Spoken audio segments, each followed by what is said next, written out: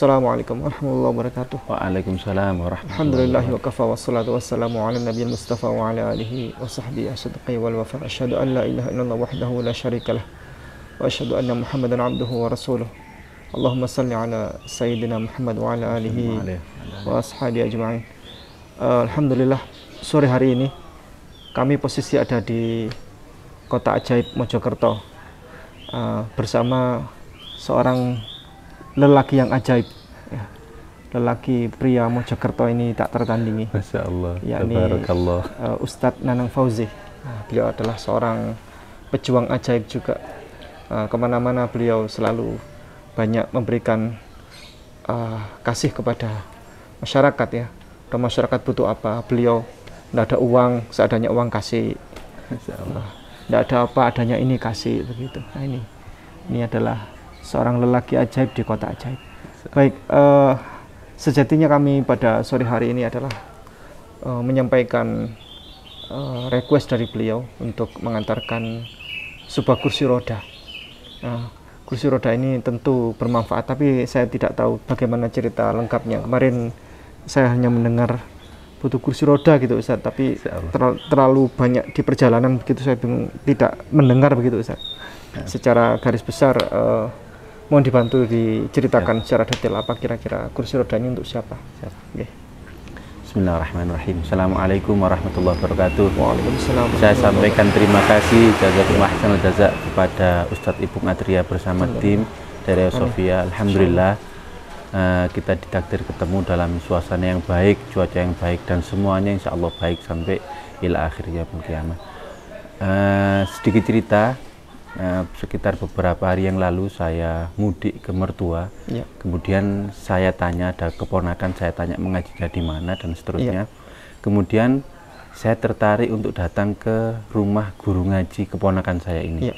Keponakan saya namanya Ibas, beliau anak ini dari Jakarta, masih kecil, dan saya ajak jalan kaki karena tidak jauh rumahnya dari mertua, ya. Saya datang, ada namanya di situ Ustadz Anom, tapi tidak mau dipanggil Ustadz, ya. Panggil aja Pak D gitu. Ya. Dan saya masuk, sebelumnya saya coba mengumpulkan data tentang beliau. Ternyata, ya. Beliau asli orang situ, hanya dulu lama pernah kerja di Jakarta. Ya. Nah, setelah pulang, kok subhanallah, qadarullah beliau ini cacat, tidak tahu karena stroke atau karena apa, ya. Informasinya separuh tubuh ini tidak berfungsi, sehingga aktivitasnya hanya duduk, tidur, tidak banyak aktivitas.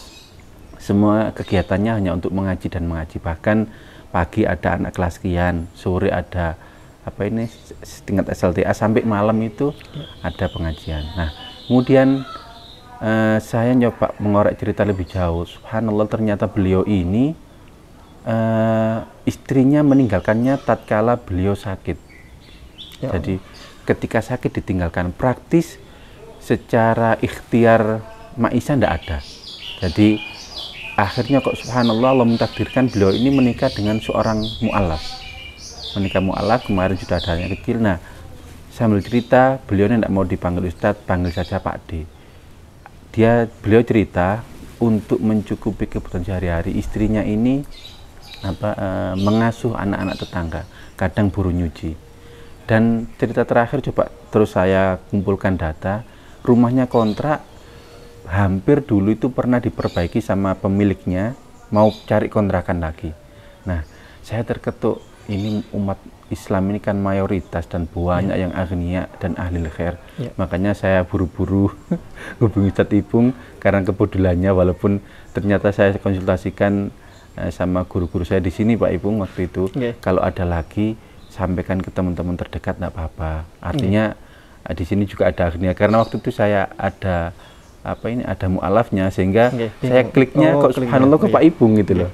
Nah, Ustadz Anom ini punya anak dari yang istrinya dulu, tapi waktu saya temui kok mungkin karena sudah dewasa, mohon maaf kurang care mungkin sama orang tuanya. Jadi saya pertama itu mainan HP dan saya lihat nih ada tatunya di sini. Tapi itu zahir, saya tidak berani suudzon apapun tentang anaknya gitu. Mungkin sekilas itu karena saya juga belum punya data. Insya Allah ini segera saya antarkan karena beliau Masya Allah punya rutinan sholat dalail seperti kita kalau dulu ke Serayu Pak Ipung dengan Bang Isa itu.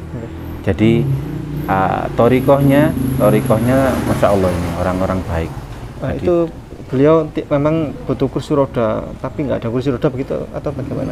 Iya, nggak ada kursi roda karena memang kondisi ekonomi Pak Ipung. Kondisi ekonomi, rumahnya ngontrak dan pokoknya kehidupannya sudah untuk. Selama ini kalau jalan ya?